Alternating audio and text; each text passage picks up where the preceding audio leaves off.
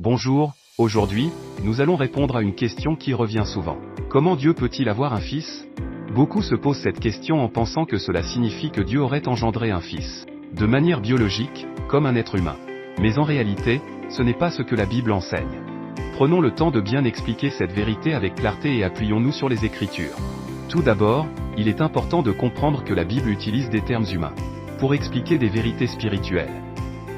Par exemple, quand on parle de Jésus comme le Fils de Dieu, cela ne signifie pas qu'il est né d'un rapport biologique. Dieu est esprit selon Jean le chapitre 4 verset 24, et il est au-delà des limites humaines. Le terme Fils de Dieu est utilisé pour décrire la relation unique et éternelle entre Jésus et Dieu, le Père.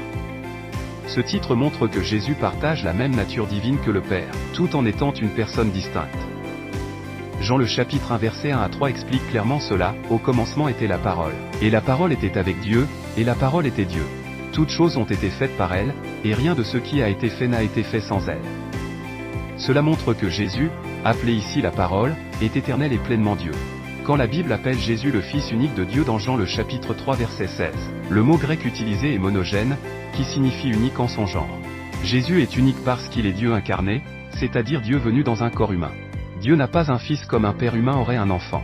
Jésus est venu dans ce monde pour révéler Dieu et accomplir son plan de salut. Philippiens le chapitre 2 versets 6 à 8 le dit clairement, existant en forme de Dieu, il n'a point regardé comme une proie à arracher d'être égal avec Dieu, mais il s'est dépouillé lui-même, en prenant une forme de serviteur. Jésus a volontairement quitté sa gloire céleste pour devenir homme afin de sauver l'humanité. Dieu a toujours voulu se révéler à l'humanité pour que nous puissions le connaître. Dans l'Ancien Testament, il a parlé à travers les prophètes. Mais dans le Nouveau Testament, il a choisi de se révéler directement en Jésus-Christ. Jean le chapitre 1 verset 14 dit ceci, « Et la parole a été faite chair, et elle a habité parmi nous, pleine de grâce et de vérité. » Cela montre que Jésus n'est pas simplement un prophète ou un homme ordinaire. Il est Dieu qui s'est fait homme pour vivre parmi nous. La raison pour laquelle Dieu a envoyé Jésus dans ce monde est simple, l'amour. Jean le chapitre 31 verset 6 déclare, « Car Dieu a tant aimé le monde qu'il a donné son Fils unique, afin que quiconque croit en lui ne périsse point, mais qu'il ait la vie éternelle. » Dieu savait que l'humanité était perdue à cause du péché. Aucun être humain n'était capable de se sauver lui-même. C'est pourquoi Dieu a pris l'initiative d'envoyer Jésus pour payer le prix de nos péchés. Pour illustration, pensez à une lampe. La source de lumière est invisible tant qu'elle ne brille pas. Mais quand elle est claire, on peut voir sa puissance. De la même manière, Jésus est la lumière visible de Dieu, venu éclairer notre monde selon Jean le chapitre 8 verset 12. Dieu nous a tant aimés qu'il a envoyé son Fils unique, Jésus-Christ, pour nous sauver. Aujourd'hui, cette vérité t'est présentée pour que tu réalises l'immensité de cet amour. La question n'est pas seulement de comprendre, mais d'accepter ce don inestimable. Si tu veux recevoir Jésus comme ton Seigneur et Sauveur, je t'invite à prier avec moi, Seigneur Jésus, je crois que tu es le Fils de Dieu. Je reconnais que je suis pécheur et que j'ai besoin de ton pardon.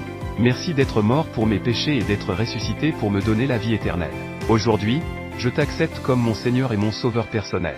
Prends le contrôle de ma vie et guide-moi chaque jour par ton esprit. Merci pour ton amour et ton salut. Au nom de Jésus, Amen.